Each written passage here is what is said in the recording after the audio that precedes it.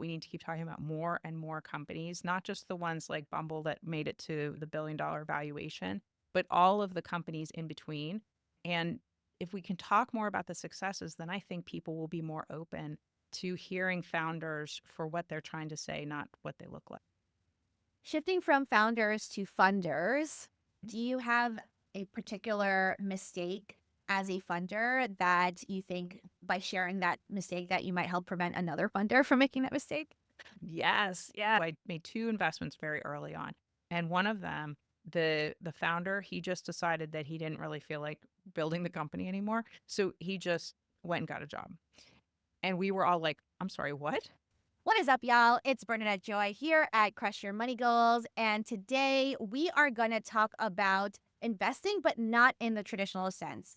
And you're going to meet my new friend, Marcia, and she is on a mission to empower and educate everyone to realize their potential to invest in positive change. So if you're someone right now who's feeling like I'm investing, but where I'm putting my money right now doesn't feel good, then this episode is for you. And so let's introduce my new friend, Marcia. Hey, Marcia. Hi, thanks for having me. Thanks so much for being here. And you have quite a storied background. I'm going to let you introduce yourself first, but there are specific areas of your background that we're going to delve into more. So from the top, if someone is brand new to you, what do you want them to know about you and what you do? Sure. So my name's Marcia Dawood. And back in 2012, I was invited to an angel investing meeting when I was living in Pittsburgh, Pennsylvania at the time. And I thought, what is angel investing? I have no idea what that is. And I had no idea what an angel investing meeting was for sure. So I decided to go though, because I thought investing seems interesting. I don't know a lot about it. Maybe I should check it out. And it turns out that there were a couple of entrepreneurs there talking about the innovation that they were creating. And I was totally fascinated. I had been living in the corporate world, kind of doing the same thing and every day.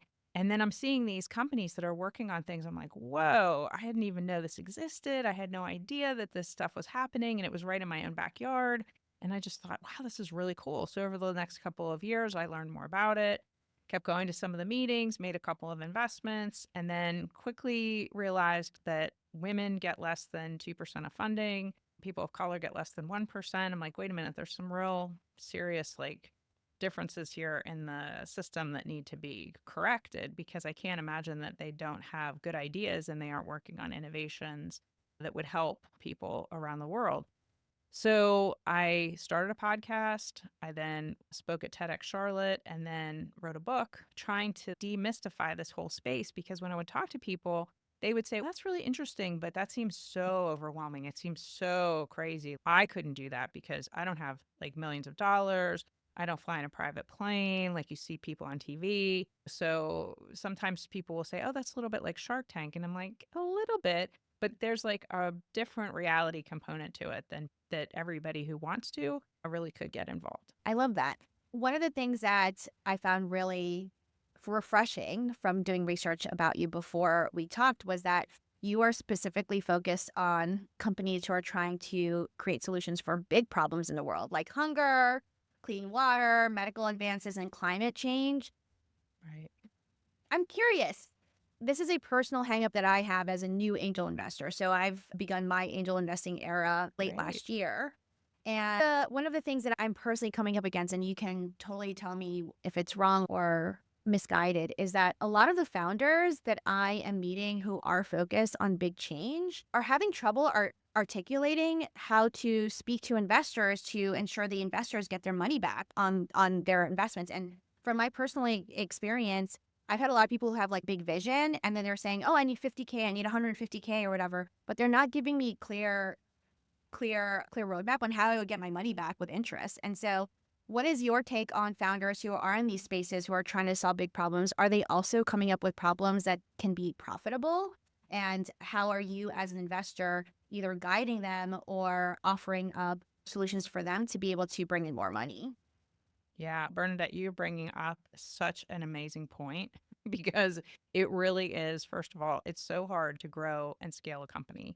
And then to attract investors to see the same vision that you do as the founder for that scalability to get the company to a point where they can actually get a return for the investors, that's something that's very hard to do. So To break it down, one of the things I usually talk to founders about is what is the actual problem that you're solving? You need to be able to articulate that better than anything else that you're talking about. Because what I see often is that founders will have a great solution. What is up, y'all? I am Bernadette Joy, your money mentor and the founder and author of Crush Your Money Goals.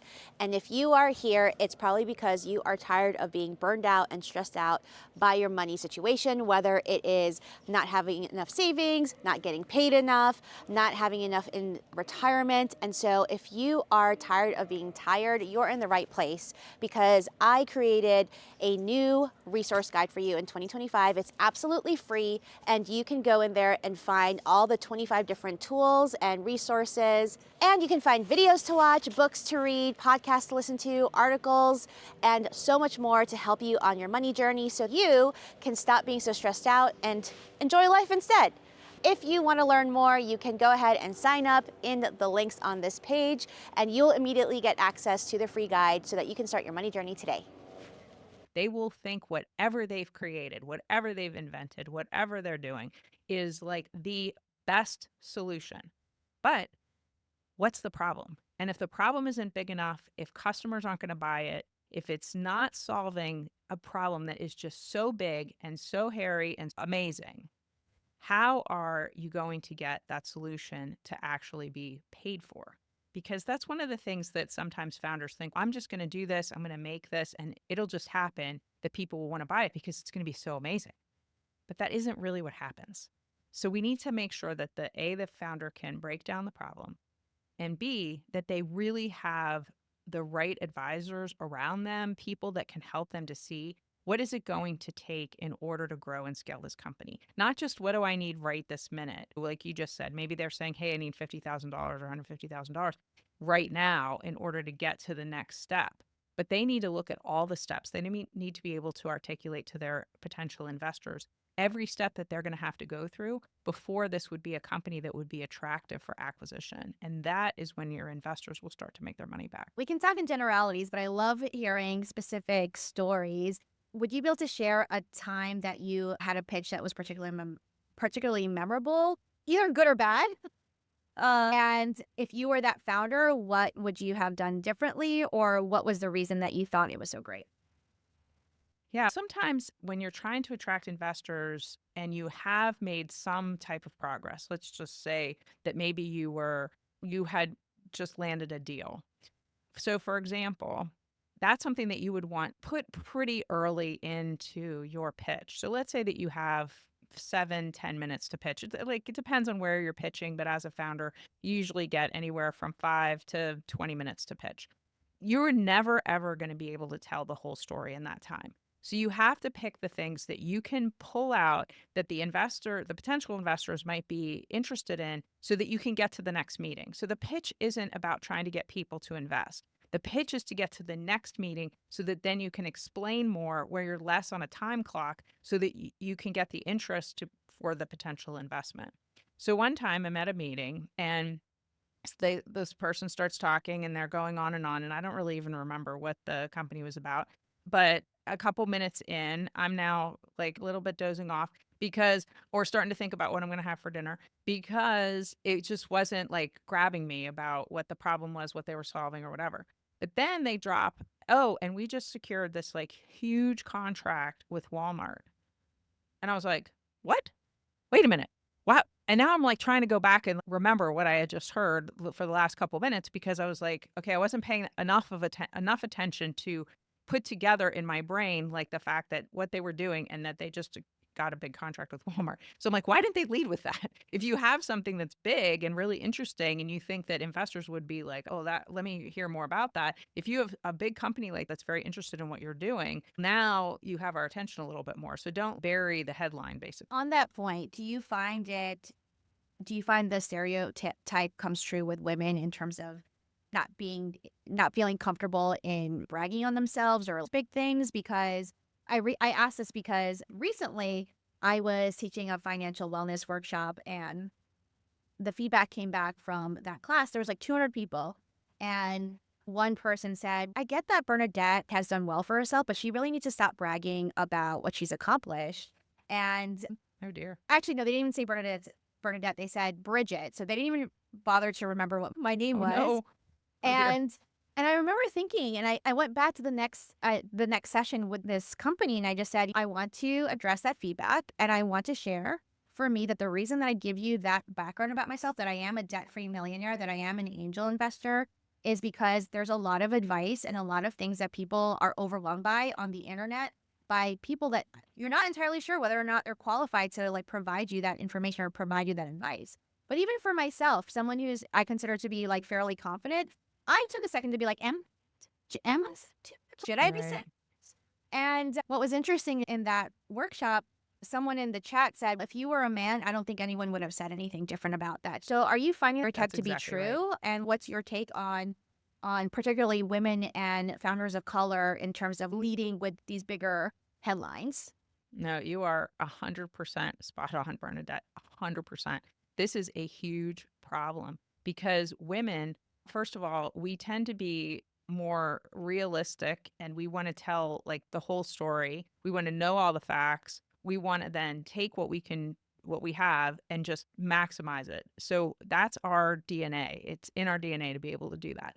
But men, on the other hand, for the most part, again, I'm generalizing a little bit here, but they will, like you just said, maybe it's like with the resume story. Like if there's 5 things that a company's looking for as far as skills for a particular job, if a woman has 4 of those skills, she's gonna be like, oh, I'm not qualified. If a man has one of those skills, he's like, I'm in. So I can confirm that this is not a generalization. This is pretty true. right. So as female founders, they have to be so just on top of the numbers and be able to like really talk articulately and really be able to explain again the problem, their solution, but know the industry, know everything like back and forth because there is an inherent bias. And the bias isn't just with men to women.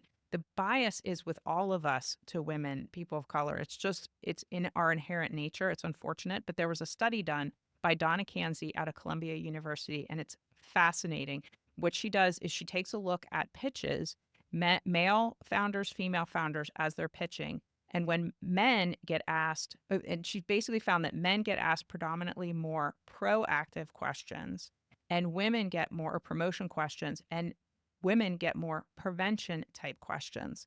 And so but the trick here is, and this is for any founder that's listening, especially female founder or person of color, if you can take your answer and turn it into a promotion answer, even if you get a prevention question, let's say somebody said, hey, how are you going to make sure that you mitigate your losses? That's a prevention question. A guy might get a question that's, how are you going to grow your revenue?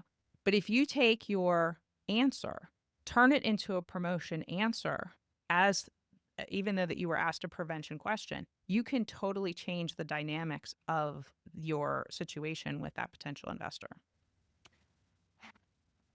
I've heard other studies that kind of came to the similar conclusion that we are just treated differently. But one thing that I have shared more recently with a lot of my colleagues is that, and I love your take on this, is I have been in financial services for the first half of my career and then into tech before I went out on my own. And whenever I was in kind of rooms with other male entrepreneurs, to your point, the conversation was often around how we're going to grow revenue, how are we going to scale, how are we going to grow. And then I go to a lot of like female focused conferences, even for investors, even for like founders and stuff. And the conversation is still about like imposter syndrome and like and all of this other stuff. And so I kind of put it in an unpopular opinion of just yes, there are systematic issues. Yes, the cards are often stacked against us, but the reality is that imposter syndrome, like this, continuing to have these conversations around feeling like we're good enough to be in this field or doubting ourselves or whatever, is not helping us, while actual imposters are going out and making real money.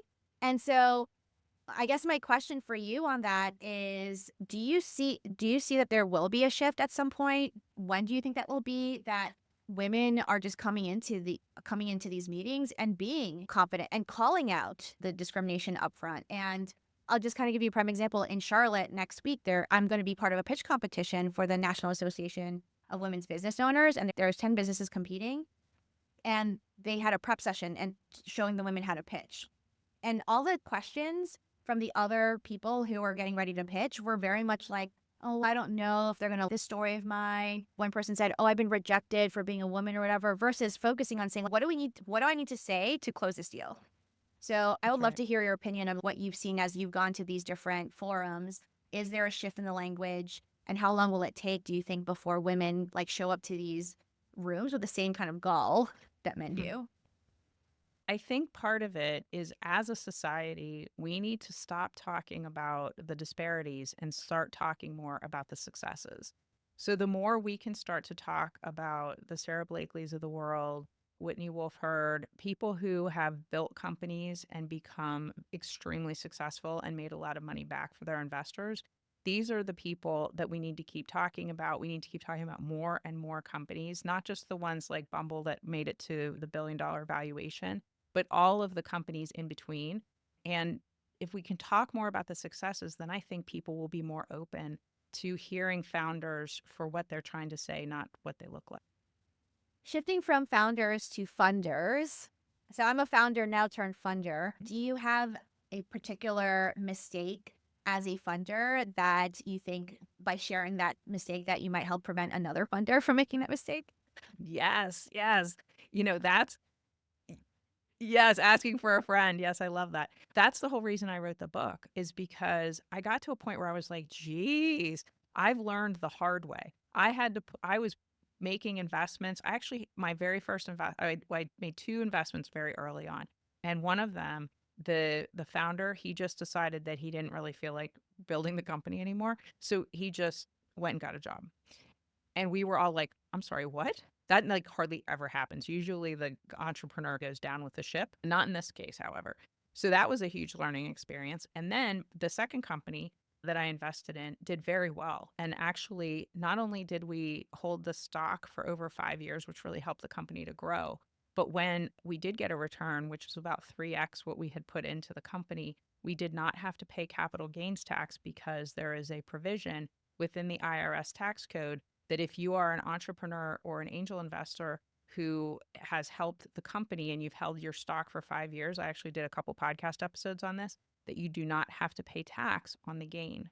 The idea is that Congress really wants people to turn that money around and put it back into the entrepreneurial ecosystem, which is exactly what I did. So this is something that could be so important. So when it comes to like mistakes, I made so many mistakes at the beginning and I thought to myself, what is the problem here? What did I really do wrong? Where did I go wrong? And I think at the beginning, I, like a lot of people who are new to angel investing or new to dealing with entrepreneurs, is you fall in love with the entrepreneur, with the idea, whatever they're working on. And you're just like, oh, I love that. I love it. And I was a little bit like, squirrel, hey, I love it. I'm like, and really, what I needed to have was a plan, like a thesis of my own. So that's what I write about in my book. And I actually have a one sheet worksheet that people can do where they can come up with their own thesis and what they care about and where they want to put their money and how much they can invest.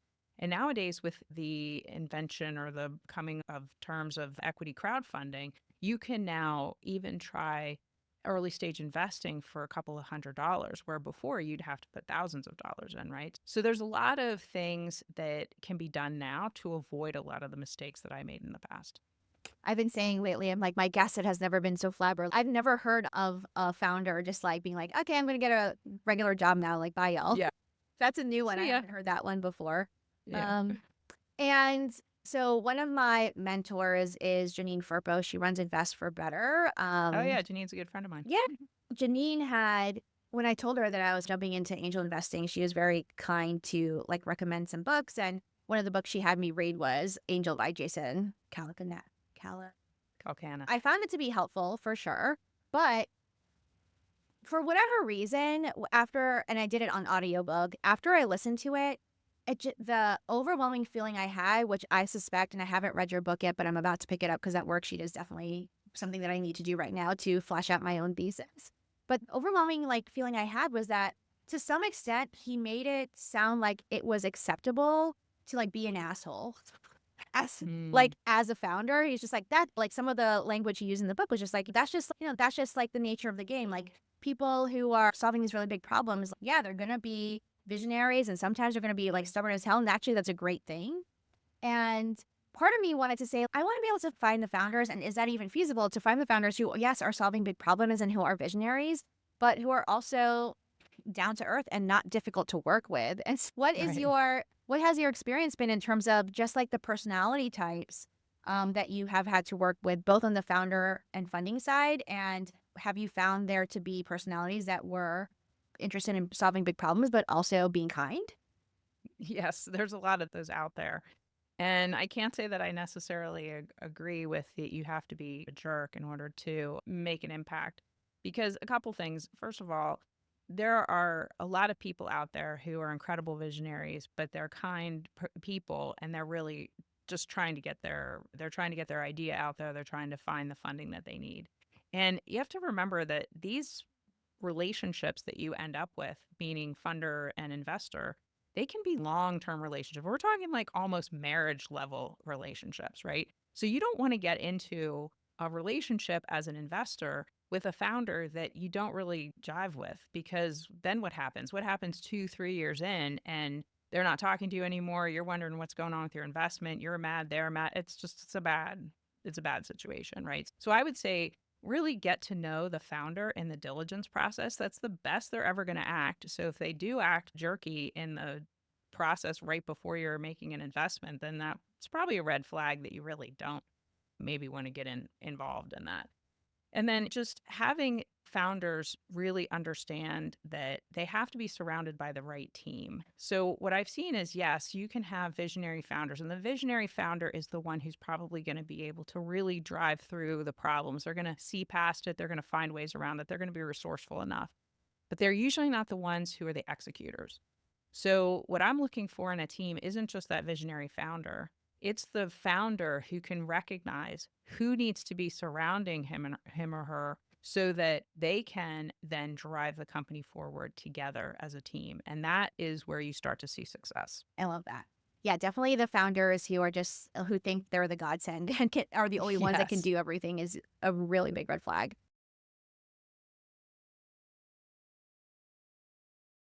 And so, obviously, you have a lot of experience and you are involved in a lot of different organizations. I know that you are the vice chair of the Securities and Exchange Commission on the Small Business Capital Formation Committee. You are also a venture partner with Mindshift Capital and Golden Seeds member as well. I am curious to see what trends have you been noticing, particularly in 2025, as it relates to maybe industries that seem to be getting more funding or problems that that funders are more interested in 2025? What are you seeing in terms of what's hot right now? Yeah. Okay, so let's go back just a couple years. So 2020 and 2021 were super, super good capital flowing years. Like entrepreneurs could raise money, there were exits happening, people were happy, there's capital flowing everywhere. 2022 until now, pretty much, has still been a very challenging fundraising environment, mainly because of the interest rates, the economy, yada. Okay.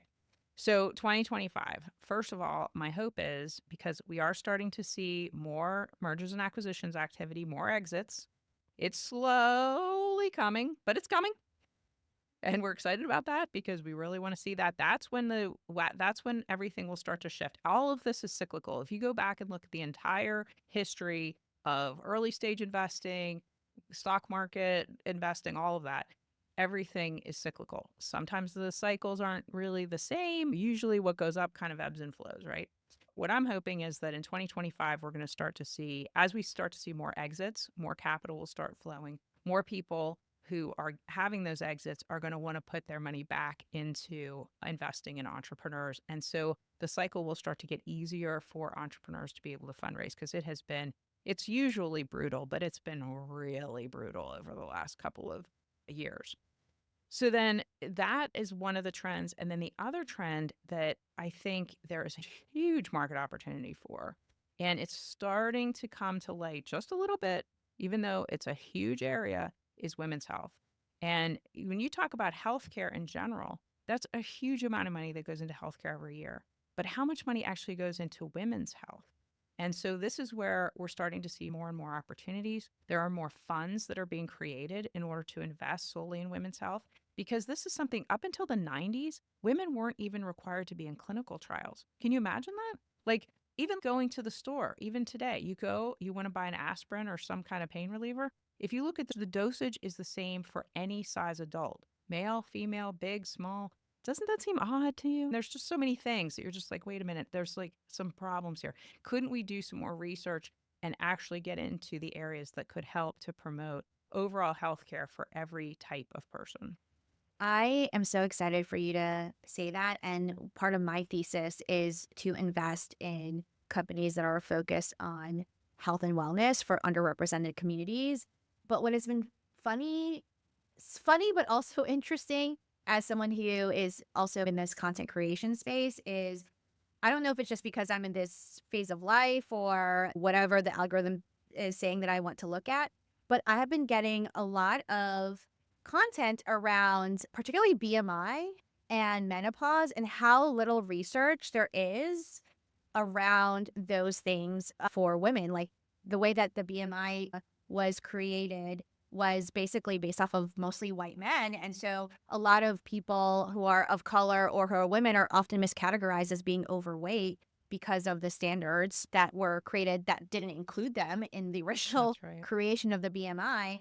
And then there was this really viral video of this beautiful bald black woman who was sitting outside, I don't know, football game or something like that, and steam was literally coming out of her head, and they were like, and it was because she was having a hot flash, and like you could actually see it was like cold weather, and so you could Yeah, actually I see can the steam relate. coming out of her head, and then all of the comments were like. First of all, a lot of men are like, "What's happening?" And all the women in the comments were like, "No, we know exactly what's happening. She's Yeah, having a hot flash. Like that's what. exactly. And when Right. we say we're having a hot flash, this is what we literally mean. Like our head is on fire." And so I'm so glad that you highlighted that because that's even a reminder to me to put some signals up to people to say, hey, if you're working on initiatives that's going to advance the overall like wellness and health care for, again, people who have not been included in these clinical trials or the way that we have viewed health up until this point, that is something definitely worth putting our money into. If for anything, selfishly for me, right? When I and for you, if we were to come across those issues. So I'm really glad that you mentioned that. So if you don't mind, two more questions here. Yeah, sure. So you mentioned your book, Do Good While Doing Well, which I love the title. It's great job on that. When I was coming up with the title for our book as well, I remember going through that process of just what's the handful of words that can encapsulate what this book is about. And so for people who might be interested in reading the book, what do you think are the biggest takeaways that people might not expect from reading your book versus reading some of the other books around angel investing out there? Yeah, so I was very specific when I picked the title because you're right, there are other books out there about angel investing, but this isn't really a book about angel investing, even though it is. It's more about how to demystify this entire idea of how do you use your money for the things that you really care about. And I go into everything from where you spend your money, where you bank, a lot of the things that Janine talks about. Janine's book goes into a lot of this also. And I even mention some things from Janine's book in my book, which is cool. Yeah. And what I'm really trying to do is get people to realize, hey, this could potentially be for me too. This isn't something that's just for the rich, the well-connected. You don't have to have a finance degree. You really could start with a very small amount of money. In my workbook, I actually have an exercise, and this is really pretty fun, where you could, with no money, make a mock portfolio. And this is a great thing to do with kids, especially like kids maybe 11 to whatever age, doesn't matter. But they are so interested in things like this. They're interested in companies, what they're doing, what they're building. And then go ahead and make a mock portfolio with your family on an equity crowdfunding site and be able to see, hey, what does my son think, or what does my daughter think, or what do I think? And then you can have really some really interesting conversations around it. So, all of the things that I'm trying to talk about in the book is everything that you would need to know before you ever made a decision to write that first check or invest in that first entrepreneur, just so that people don't feel like, oh my gosh, this seems like such an overwhelming thing. I don't even know how I could think about it. And that's where my book comes in, a little bit before the others. Okay, good. That's great. I love that that's preemptive and there's so much talk around putting money where our mouth is and aligning our values. And Janina is actually the one who made me really rethink, because I definitely had a mental block around the idea that I would have to sacrifice returns if I was investing more according to my values. And she helped me debunk that in a lot of ways. So I'm really glad that you are including some of her messaging and also, of course, sharing your own experience in the book. This is an unexpected question, so I'll just throw it out there. Is I know that both of us are actually alum of Kenyon Flagler Business School. Both got Yeah. our MBAs there. One of the biggest questions I get from people is, should I go get an MBA if I want to be an entrepreneur? So, what Mm. is your take on that? And do you feel like the MBA is worth the bang for your buck in today's kind of world, especially knowing that right now there's obviously a lot of things going on with student loans. There's a lot of challenges with financing higher ed. Two-part question is, do you think it's worth getting an MBA if you want to be an entrepreneur? And do you think an MBA is worth it now given the current environment? Ooh, that's a good question. I would have to say for entrepreneurship, there are a lot of programs out there now that were not around 5, 10 years ago related to entrepreneurship. So if you would have asked me that question when I got my MBA, I would have said, no, you don't get an MBA if you're going to be an entrepreneur. However, now there are a lot of programs out there that really specifically focus on entrepreneurship, and especially at some of the better schools like Keenan Flagler, they have some really interesting programs that not only it and when you go to a graduate school, you're not really going just for the education, although of course that's a big part of it. You're going for the networking, you're going for the people that you're going to get to know and will be lifelong friends of yours, because the stuff that you have to go through in graduate school as far as studying is a lot. So you get to know people, but I've seen over and over again where entrepreneurs have actually found their co-founder when they went to school. So sometimes that's in undergraduate, sometimes it's in graduates. I think there's a lot to be said. I think everybody has to weigh their options. It is an investment. It's an investment in yourself. It's an investment in really the rest of your life. And you have to weigh whether or not that's something that you want or you don't. There were people that I was working alongside of when I was in my 20s, and they had MBAs and I didn't. And I made that decision not to get one until I was a little bit older. And then when I did go back to school, I did it because I really wanted the knowledge, but I also wanted the experience. I wanted to get to know other people. So I think for everyone, there is a little bit of a difference in how you make your decision. But know that there are so many more things out there today than there ever have been. And if you really want to go to school and get an MBA and you're very interested in entrepreneurship, really look around and see what is out there and what would be the best fit for you. I love that. And I agree. A lot of what you said. And I've also I've also told a lot of folks who are considering getting an MBA to say, just like with any other investment, because it is an investment, and to recoup that money and then some. Whereas I graduated in 2016, and a lot of my former classmates have become clients or proponents of what I do in Mhm. Crush Your Money Goals, because they experienced the same challenge I had with $72,000 of student loan debt. But I had decided to pay off that student loan debt very quickly so that I could move into entrepreneurship. And so, for anyone who is thinking about making that investment, consider higher ed to be an investment and do the same thing that you would do with a stock or Yeah, or being an angel investor in a company, is to do your due diligence and make sure that you feel like you can get your money's worth. So I that's right. love this conversation. I've really So enjoyed good. learning so much from you. If people want to learn more about the book and the podcast and who you are, where can they find you? They can just go to my website. It's simply Marcia, Marcia, Dawood, DAWOOD.com. You can get links to all the podcast episodes there. You can even get a free first chapter and introduction of the book. And there's lots of other resources that I have there to help not just the potential angel investors of the world, but also entrepreneurs. I love that. Thank you so much for taking time with me. And if you like this episode, go ahead and subscribe for more information and insight on how you can invest, save, and reach financial freedom faster. And I will see you next time. It's Bernadette Joy of Crush Your Money Goals. Catch you in the next episode.